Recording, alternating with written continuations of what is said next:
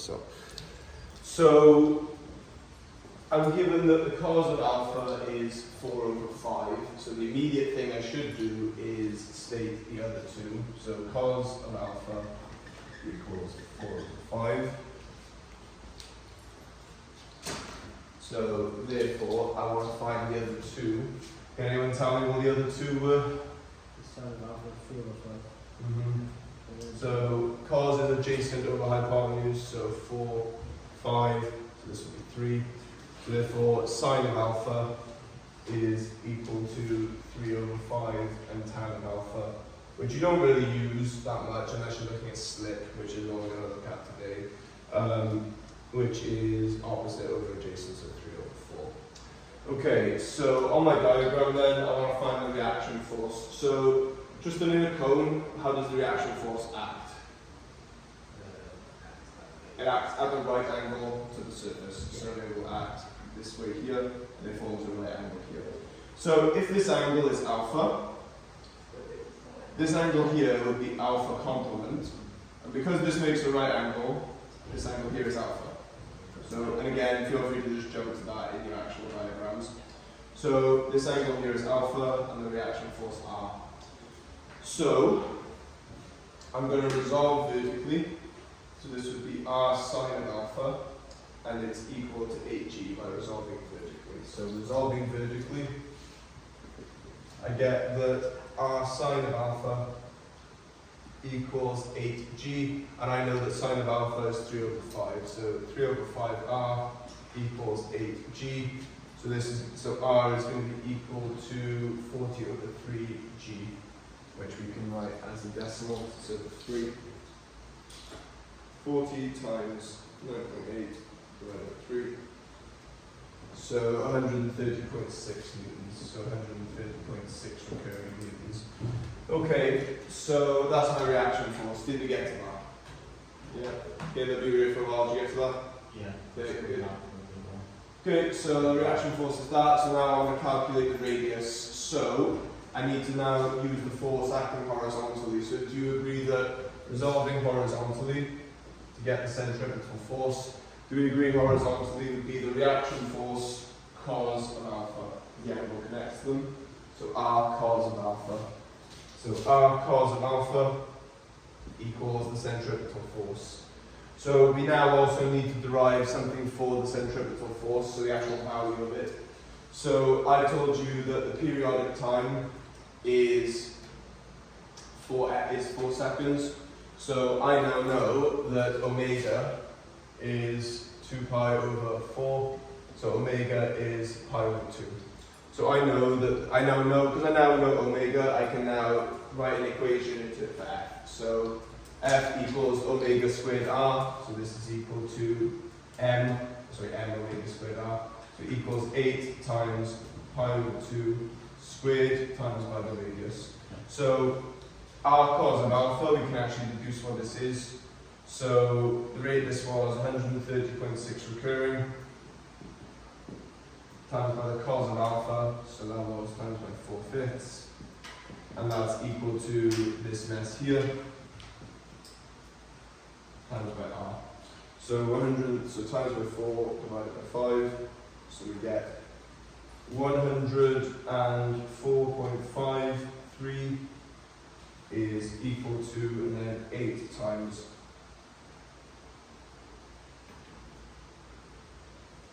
so pi divided by 2 squared times by 8, so equals 19.74 r. So 104.53 divided by 19.74. So I get that r is equal to 5.295 meters. So did either of you get to that? 5.2, yeah, 5.295 meters. And then the last thing then is to calculate the height above of the horizontal motion above O. So what we do is we draw a separate diagram now that we know what R is. So here it is, like so. So we know that this angle alpha, and we know this is 5.925, and we want this H value here. So what trig ratio is that? tan, yeah. So we've used sine and cos, now we're going to use tan. So tan of alpha equals 5.925 divided by h, and I know that tan of alpha is equal to 3 over 4. So 3 over 4 equals 5.925 over h, so h is equal to this divided by 0.75, so 7.06 meters. So this is a height of 7.06 meters off the ground. Right, let's do another one. I'll keep my workings out there. So I'm going to ask you the exact same question.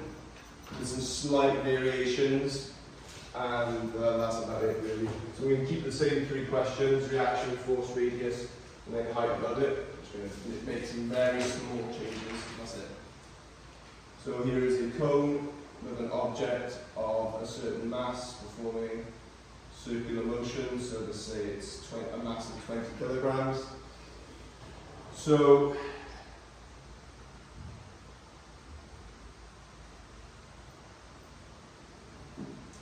I'm going to say that this angle here, you don't necessarily know, but I'm going to say the radius of the actual cone is 20 meters. And I'm going to say that the vertical height of the cone is 29 meters. No, sorry, 21 meters, what I say, is 21 meters. So, from that, do you see how that's essentially like me giving you the angle? Yeah. So, and then I also tell you that let's just be nice, I'll tell you that the velocity of motion, velocity is, let's have 3g square root of meters per second, so that should cancel out quite nicely. So I'll tell you the velocity it's moving at is square root of 3g meters per second. So can you please calculate the reaction force? Can you please calculate the radius? And can you please calculate the distance above the ground at which it's performing circular motion? So all my calculations are over there. You want to refer to them.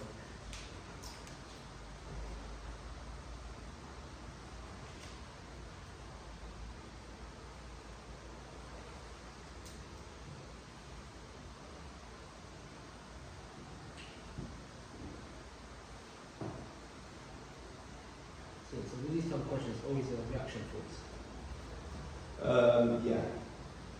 So this circular motion is generated by the reaction force. So the ones before were generated by tension in a string, right? Yeah. So this one is generated by the reaction force of the surface. So slight variation. The main thing that changes is the angle work. Okay.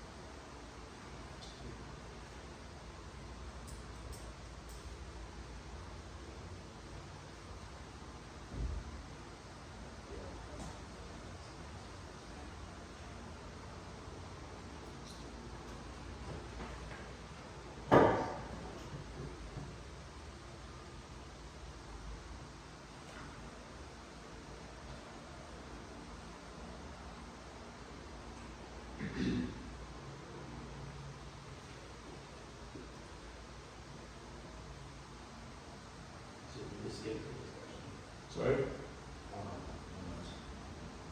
So I want the reaction force, the radius, and OA.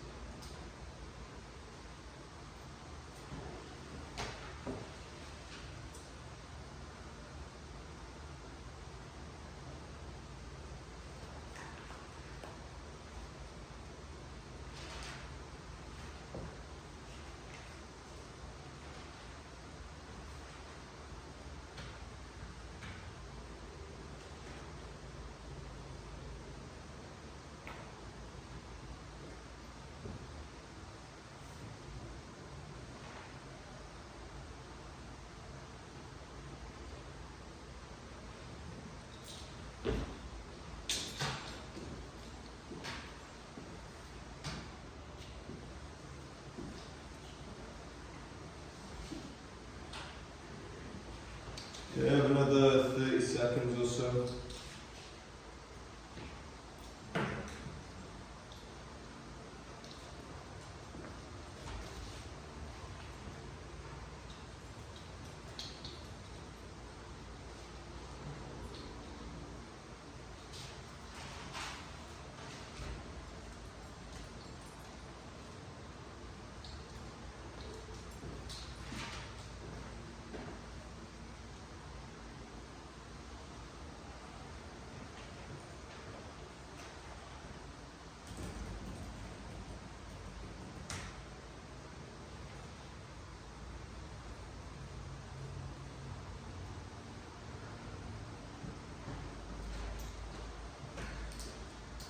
Okay, so let's go through this then.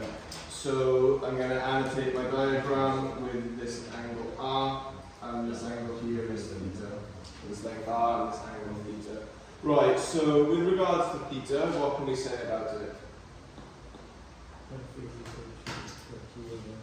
Yeah, so do you agree you've got the opposite and the adjacent technically? So we can say about theta that tan of theta equals 20 over 21. So from this, you can deduce that cos of theta equals 21 over 29, and sine of theta equals 20 over 29. Yeah. You should be able to deduce those three from theta. Right then, so finding the reaction force. So I act straight upwards, like so, and I have R sine of theta equaling 20g. So resolving vertically, R sine of theta equals 20g. So R equals 20g divided by sine of theta. So sine of theta, as you can see, was 20 over 29. So 20g divided by 20 over 29. So that would, I think that actually works out relatively alright. It's a big number, but I think it's relatively alright. So 20 divided by 20 over 29. Oh, what am I saying here? It's just 29. So that's 284.2 newtons. Did we get that? Okay, good. Okay. Part B then, calculate the radius, so we need to resolve horizontally. So the force, the centripetal force, is given by R cos of theta. So we know what this is, so let's do this now. I didn't do it first last time, let's do it now. So this is 284.2 times by cos of theta, so 20 times 21 over 29. So again, this will be quite a nice number, because if you remember, we typed this is literally 29g. This is going to be 21g essentially. So this is F is equal to 205.8 newtons. So the centripetal force acting towards the centre is 205.8 newtons. Okay, so I know that the velocity is square root of 3g. So I know that F is also equal to 20, so again we're going to use mv squared over r here because we're given v. So 20 times by square root of 3g squared divided by the radius, so this is equal to 60g, yeah, 60 times, so 60 times g, yeah, over r. So I know this force is equal to 205.8, so 205.8 is equal to 60g over r. And I know that 205.8 is 21g, so these are going to cancel. I think you're just going to get 21 over 60, I don't know if I'm not reading this rightly. So 60 times 9.8, 60 times 9.8, divided by answer. So I get, yeah, 60 over 21, which is 20 over 7. So r equals 2.86 meters. Did we get r being 2.86 meters? Okay, good. And then lastly, OA, so this length here. So going back to my triangle. So this angle here is theta, and we know that this is 2.86 meters. So this here is the height we're looking for. So tan of theta is equal to 2.86 divided by h. H equals 2.86 divided by tan of theta. So this is 2.86 divided by 20 over 21. Divided by 20 over 21. 3, wow. I totally planned that. So it's equal to 3 meters exactly. It's 3 meters exactly off the ground. Did you get that? Yeah, great. So that's it for cones. I made a worksheet last night. I'm in the middle of writing the answers for the spherical ones at the moment. We're going to look at spheres in a sec. So I'm going to go over this thing it mentions here. I have no idea what it could ask you on this. So problems on bank tracks, including condition for no slip. We can do bank tracks, that's fine. The cone is actually a bank track, believe it or not. So there's 2 types of bank tracks I can think of. It's a cone and a sphere. But again, I'll go over the condition for no slip, and I'm going to say learn the proof when I show you it, just in case. But generally speaking, these types of questions are usually, the circle question is usually a proof question. So it's really quite simple. So I could actually do the proof on the cone, because the cone is technically a banked surface. So let me go over what a banked surface actually is then. So here is an object on a ramp. Do we agree this is an object on a ramp? Yes? So what a banked surface is moving in circular motion like that, like a giant Beyblade arena. So, do you like the reference? Yeah. So this essentially, this object is moving along here like so. So the idea of no slip means if it's moving on this, do you agree it could slip downwards, or so if it's moving like this, it could slide vertically either up or down the ramp. So the idea is if it goes too fast, so if we look at the cone for example, can you see how the cone is essentially a banked surface? Because it's a banked surface that's just very tight, it's literally tight to a point. In this one here, it might actually have this like central area, you know what I mean? So this isn't a very tight banked surface, but here the cone is just a very tight banked surface, which is all the way around to a singular point. So, I lost my point here now. So, if we consider the cone case, right, if it goes too fast, so here's my horizontal circle, so if it goes too fast, it'll spiral upwards and shoot out the top. What happens if it goes too slow? Spirals downwards and falls out the bottom, yeah. So do you agree it's slipping laterally, essentially? So let's derive a condition for no slip. So essentially, it'll be just the velocity you find for doing the cone question. So whatever the velocity is, that's the no slip velocity. So allow me to put this to you in a metaphor. So you're all aware that the Earth has a gravitational field, right? And the Moon also has a gravitational field. So essentially, when we launch satellites into space, there's this ring around the Earth that we call the Goldilocks zone, where the force from Earth and the force from the Moon are equal. So the satellite gets there, and it stays there. So do you agree if the satellite falls out of that even slightly, so if it falls out of it on the Earth side, it'll spiral into Earth, and if it falls out of it on the other side, it'll just shoot off into space, essentially. So this slip velocity is like the Goldilocks zone. If it's in this zone, it'll stay in circular motion. If it's too high, it'll shoot off the top. If it's too low, it'll shoot out the bottom. But the Goldilocks zone is quite literally one value. If it differs from this one value, it will not perform circular motion.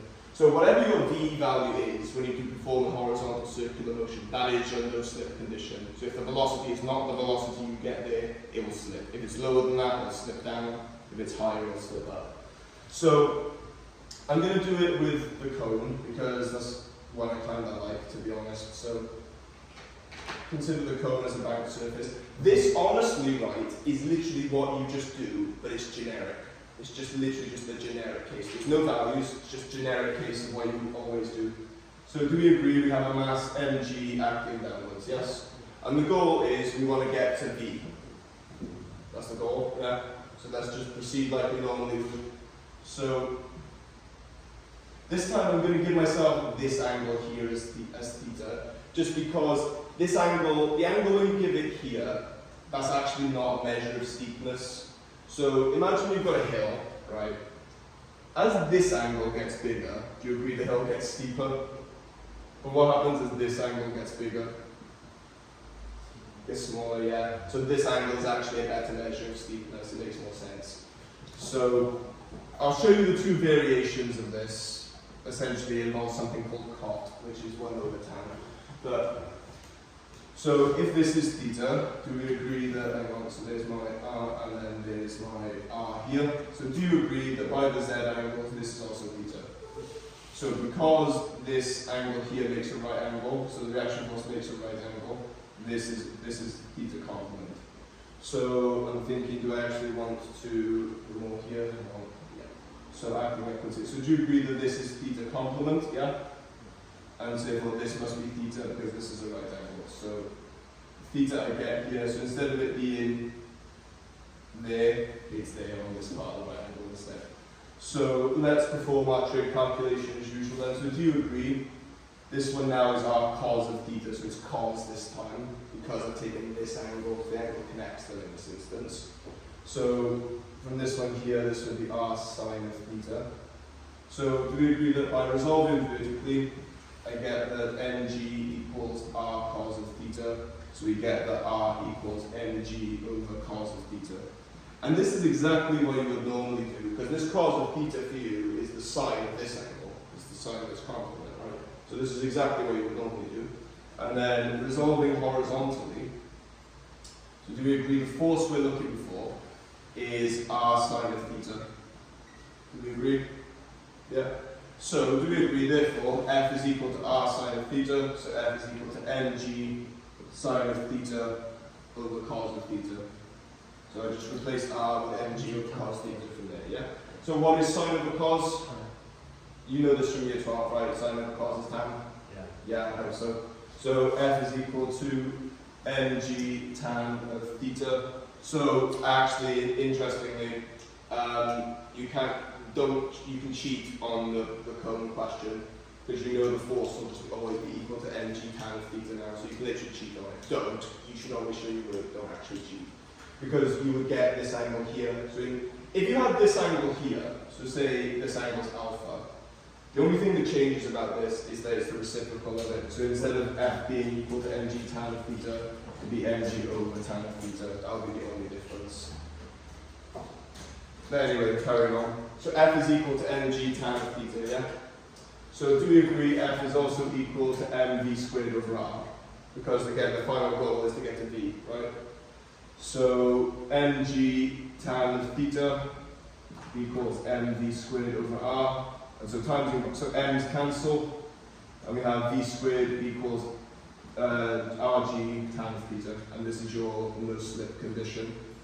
So the velocity squared must be equal to radius times g times tan of the angle, tan of the steepness of the angle.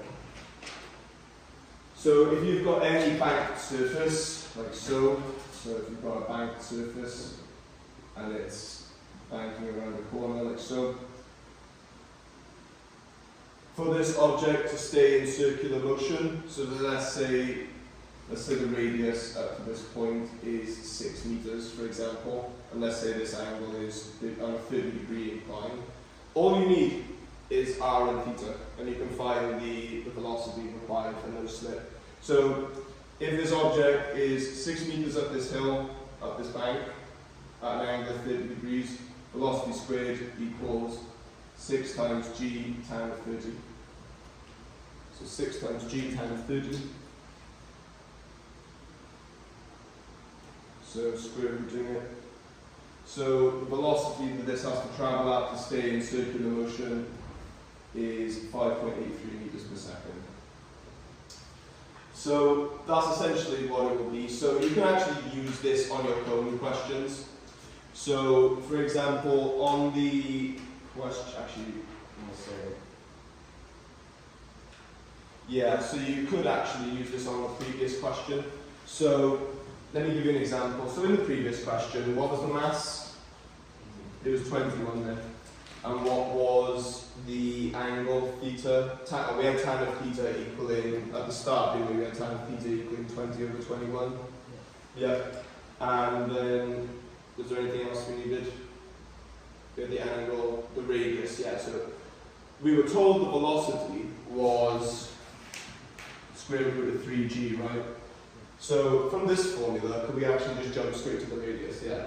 So it's quite a nice little thing there. So 3g equals r times g times 21. Yeah, the m is actually irrelevant here. So you'll find that r is equal to, let's see if it gives me the same r as it did before, so 20 over 21. It should, why should it?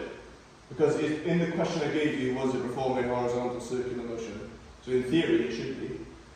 Oh, am I saying the g's cancel? The same, yeah. So 3 equals, so 3 divided by 20 over 21. I'm being dumb here. So 3g r g tan theta.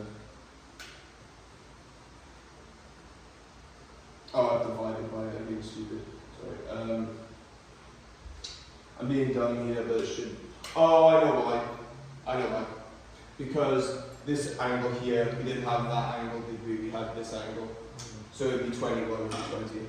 So it would be 3 divided by 21 over 20. Yeah, 20 over 7, yeah. So in the version you were doing, this angle here, so let me give you the two versions of this. So the second version of this is, if the angle is banked using this angle here, so if it is banked using the semi-horizontal angle, v squared equals rg tan theta, that's the condition for it to not slip. And if it's used using this angle, which I'll call alpha, which if it was like a cone you would have, right, it's v squared equals rg over tan theta. And the reason that is, so have any of you ever driven back to like year 9 trigonometry, where you would do like tan inverse, and maybe you should have done tan inverse of 4 over 3, you did 3 over 4 by accident. So if I were to take tan inverse, I'll do this as a point now, tan inverse of 3 over 4, and tan inverse of 4 over 3. So I want to make a point here. So actually let's do those now, and I'll prove a point to you. So tan inverse of 3 over 4, that's 36.87, and tan inverse of 4 over 3, that's 53.13. What do you notice about these two angles?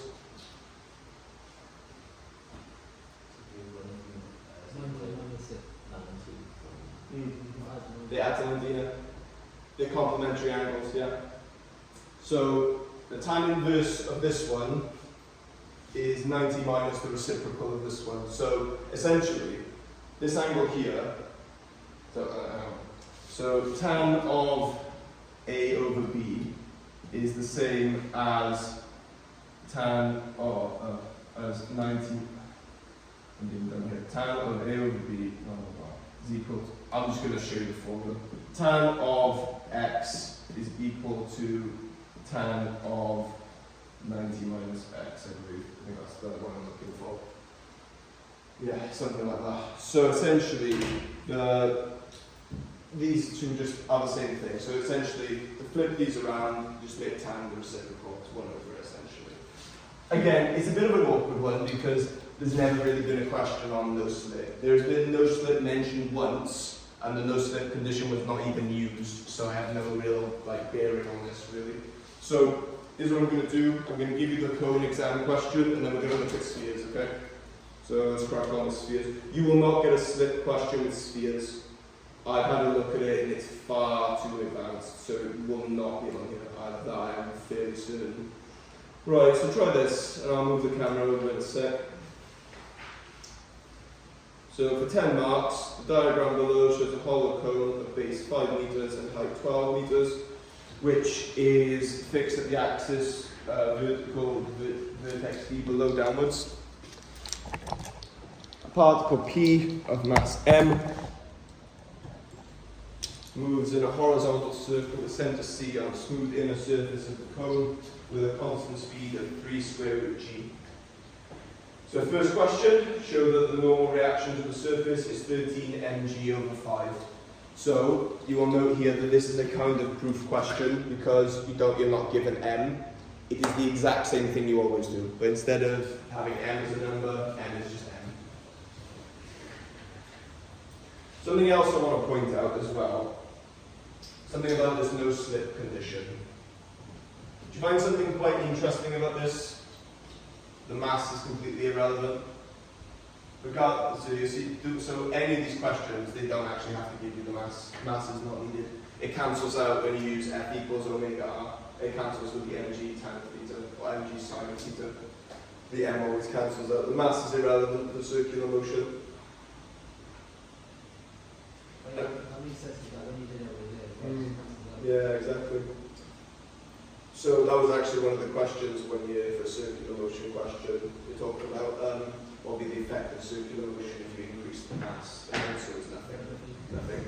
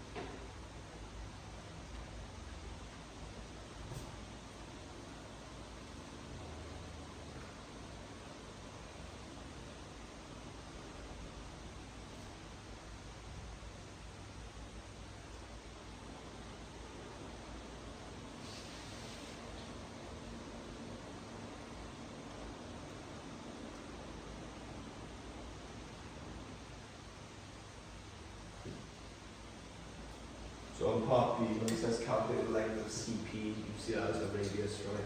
And then it's the same thing we always do, find the radius, find the height of it.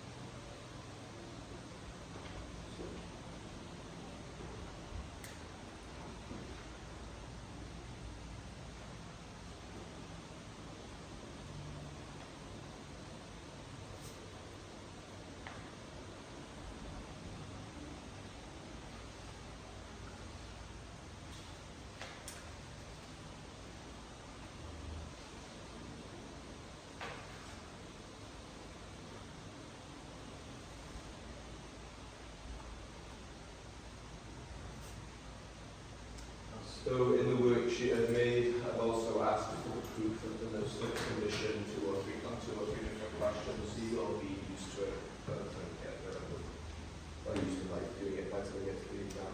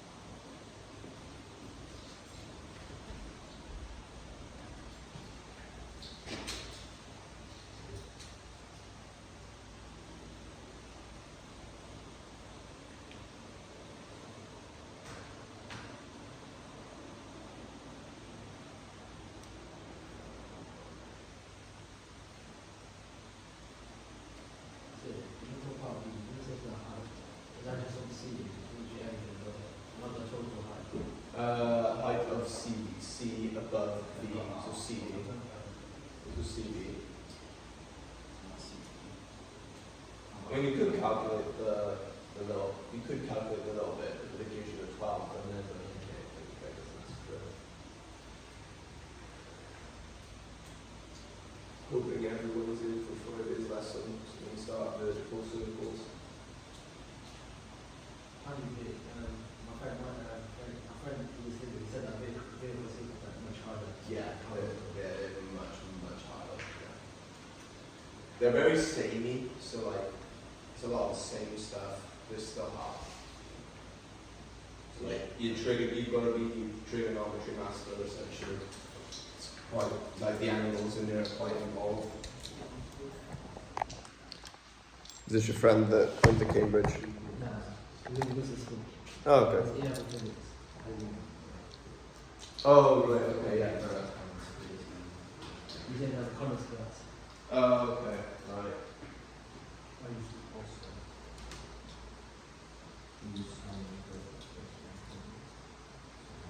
I personally feel like the vertical circle stuff we do is harder, personally.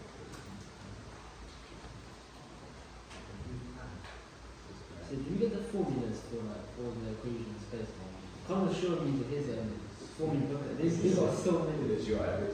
We've got for motion in a circle, we get V equals omega r, and we get V equals r squared, V squared over r, and omega squared r. Those are the ones you get for circles, that's it. Yeah, that's it. I feel like from there you could get that because Yeah, you can get pretty much everything else from there, yeah. So you got the essential ones.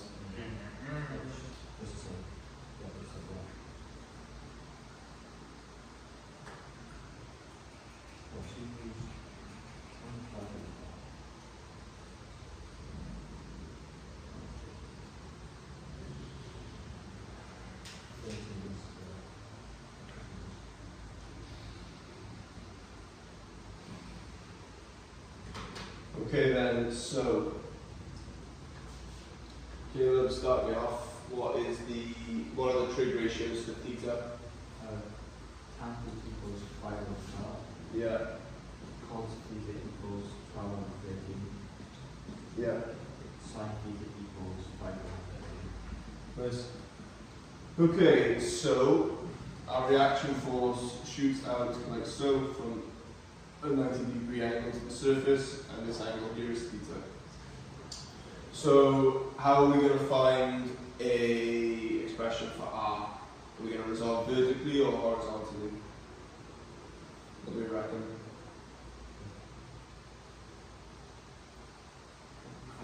Yeah, we resolve vertically first of all. So resolving vertically. So do we agree that this acts directly upwards and it's r sine of theta? Why does that look good? Because what does sine of theta have? 5 and 13. And what does that answer have? 5 and 13. So it looks good. So, right, mg equals r sine of theta. So mg equals r times by 5 over 13. So times in the 13 over 5 over here. So times in the 13 mg divided by 5 equals r. Did we get to this?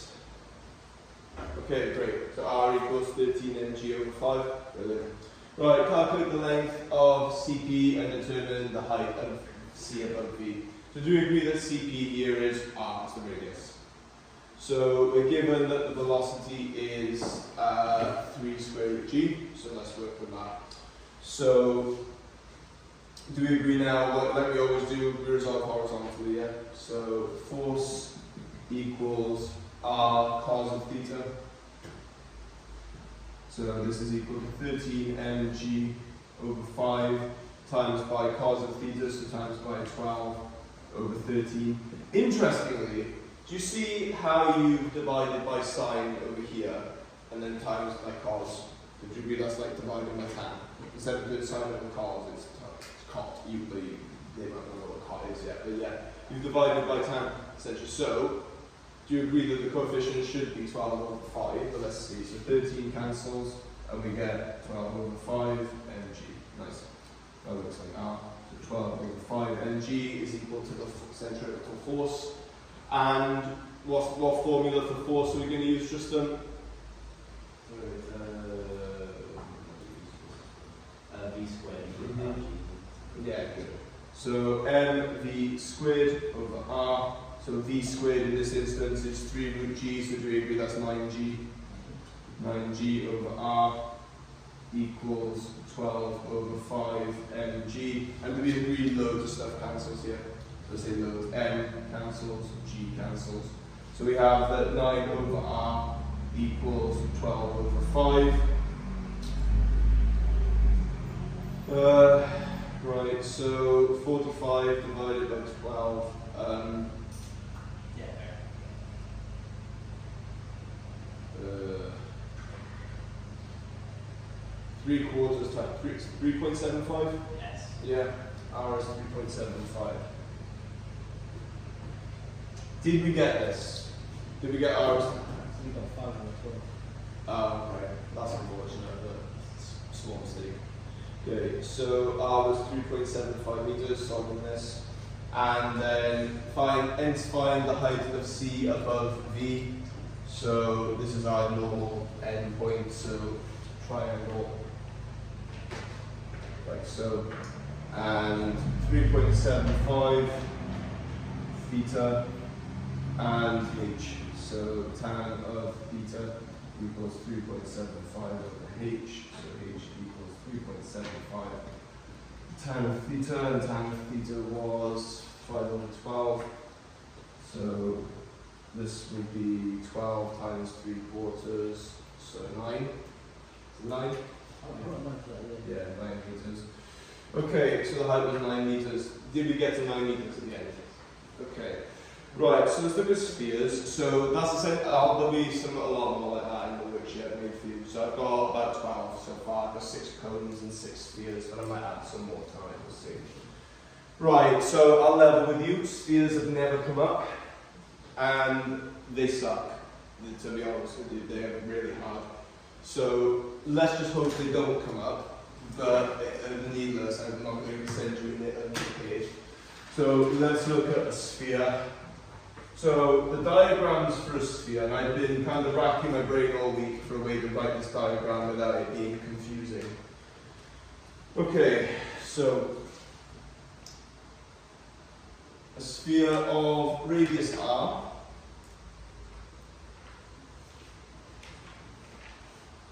and then an object moves in circular motion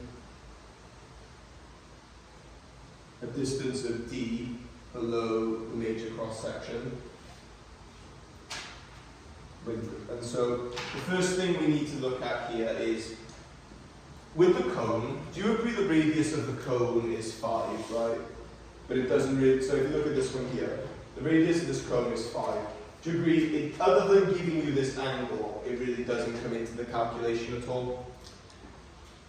So do we agree that this is lower, so this isn't equal to r, right? It's at a lower point, so these r are not the same.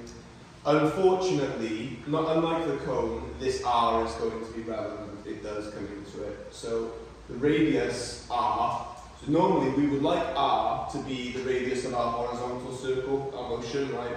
We can't. It has to be the radius of the sphere. So I'm going to call this radius x. It is annoying, and you will make a mistake with it, I promise you, so just get used to doing it. So I have an object of mass m performing horizontal circular motion inside the sphere at a point D below the major axis, below the major cross section. Right, so I'm going to tell you that omega is equal to 5g over 2 times the square root of 5g over 2 times the radius. So what I would like, part A, calculate an expression for n for the reaction. And I'm going to call the reaction force n instead of r. Why do you think I'm calling the reaction force n instead of r? Because there's already an r there, and I don't want to confuse things as it is. So it's normal force, okay, because it's acting at a 90-degree angle. And do we agree it would act straight out here from the surface, yes? So I'm actually going to draw this here, and then this is the normal force, okay? So it acts towards the centre of the circle at every point. Okay, so how is this one similar to the cone in that how the spherical motion is generated? So do you agree that it's a reaction force from the surface and then the horizontal component creates the circular motion? It's the same principle, but the normal force acts towards the centre. So we need to make some deductions here. So and this is really, really awkward now. So I need you to make an observation. I need you to make an observation about something I can add to my diagram.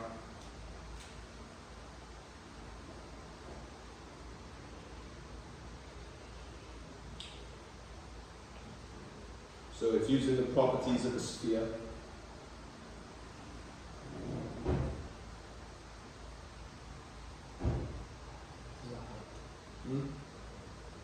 So, do you agree, a sphere, if I'm the centre of the sphere, every single point that I go to on the edge, on the surface, is the same radius, right? This length is r. This length is r, because it goes to where the point is. That is why r is involved. So it's awkward because I'm using this to represent n, which is our normal force, but I'm also using it to represent the length, r. So it can get quite messy. So I usually just make it either side of it. And do you agree why I'm using n instead of big R now? So imagine having R and big R, meaning that it's confusing, so you make it n. Right, so calculate an expression for n. So you won't be given values for this generally. It will be a proof question, always. So what we want to do now is prove it. So I noticed something really nice there, which is I have all three lengths in this right angle triangle. So what you are going to do is you have a choice. You can use this angle here or this angle here. I pick this angle here generally because it mirrors this one up here. That's why I like to pick that one. So I'm going to call this angle alpha. You will not be given this angle. You will be expected to add it yourself. Why? It doesn't exist. Do you agree all three lengths of this triangle? If you imagine a sphere is hollow, do any of these lines actually exist? This here, or this here? No, they don't exist. So you'd be expected to label this angle alpha. And do we agree it would match this here? Okay, so now we can start doing some calculations at least. So do we agree that here would be n cos of alpha? Yeah. And acting this way would be, if I label this with the x up there, and labeling and going this way, this would be n sine of alpha, right? Okay, so spheres are weird for a couple of reasons. So every single one that we have done so far, including the two cables and the one cable, which way did we always resolve first? We usually always resolve vertically first. I find resolving horizontally here to be much more useful. So I'll show you why. So, do we agree that the centripetal force is given by n sine of alpha, right? Do we agree it's given by n sine of alpha? So, F is equal to omega squared r, yeah? Or is it omega squared r? It's not omega squared r, what is it? It's omega squared x. Why? Because that's the radius of our circle here. And again, is it very easy to put r there and make a mistake? Yeah, it is. It's really, you need to be careful. So omega squared x equals n sine of alpha. And right, this is the beauty of why I put this angle here. Because this angle doesn't exist, you have all three lengths here, n, x, and r. Do you agree you can literally write out sine of alpha, cos of alpha, tan of alpha, just as fractions, because you have all three. So sine of alpha is equal to x over r, cos of alpha is equal to d over r, and we have tan of alpha equal to x over d. So these will be useful. Right, so omega, so I'm given that omega is 5g over 2r. So this is our square root of 5g over 2. So 5g over 2r times by x equals n times by sine of alpha. And again, alpha doesn't exist, so it should not be in any of your calculations at the end, ever. So what is sine of alpha equal to? X over r. And you see the nice thing here that it cancels? Yeah.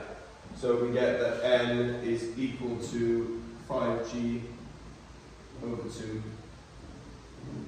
Oh, hang on. Yeah, it's equal to 5 times g, 5 over 2g.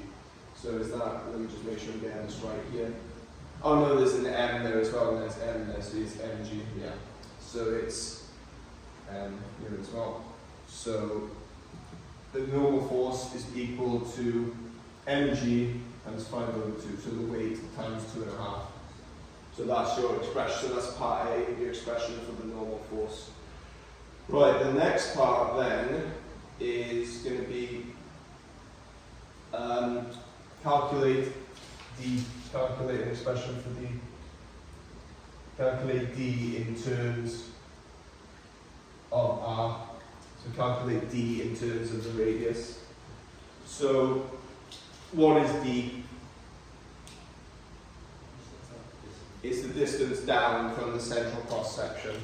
So how are we going to get D involved here? So I point out that D is involved with cos and tan. So you're going to will it be in your interest to use cos or tan in some regard? What have we not done? It's interesting, isn't it, how when we put something new, everything you know just kind of abandons you. Right, we resolved horizontally for the first one. What are we going to do here? Yeah, resolve vertically. So why is resolving vertically nice? Because what term does it involve? Cos of alpha. The cos of alpha is essentially just D and R. And D and R is what we're looking for. D in terms of R. So resolving vertically. We're going to have that n cos of alpha equals mg. And again, no circular questions ever come up. I've literally just made this up. So n cos of alpha equals mg. So do we agree? We know n is 5 over 2 mg, and we know cos of alpha is d over r. And again, you see something really nice happening here. M and g cancel. Yeah. So m and g cancel. So I get that 5d over 2r equals 1. So d equals 2/5 of r.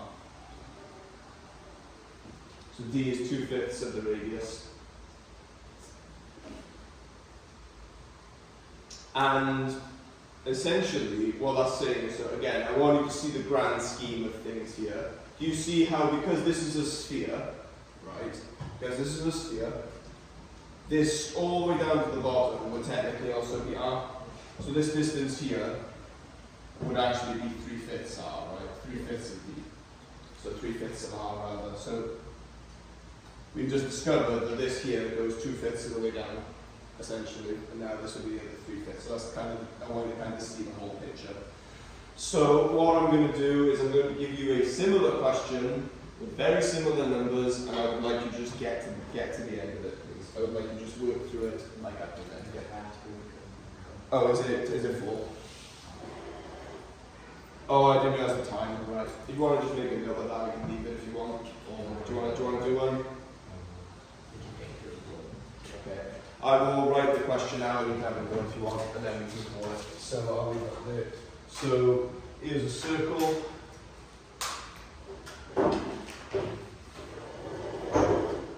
So an object moves. Object of mass m moves in horizontal circular motion a distance of d downwards from the main cross section. So this radius is r, and I label this radius x. So I will tell you that omega is equal to square root of 3g over 2, no, not 3g over 2, that's boring. 6g over 5r. So omega is equal to the square root of 6g over 5r. Can you please tell me A, an expression for n, and B, And yeah, that's all I'm trying to really. So A, can I please have expression for N in terms of M and G? And can I have expression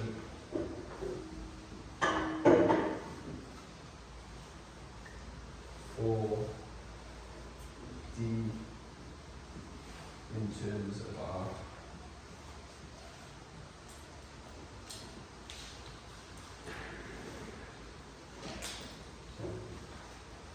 Thank you, sir. No problem, I will do that. Sorry, on Thursday. Sorry? Is it not on Friday? Friday, yeah, I've got parents' evening tomorrow. Thank you, sir. Yeah.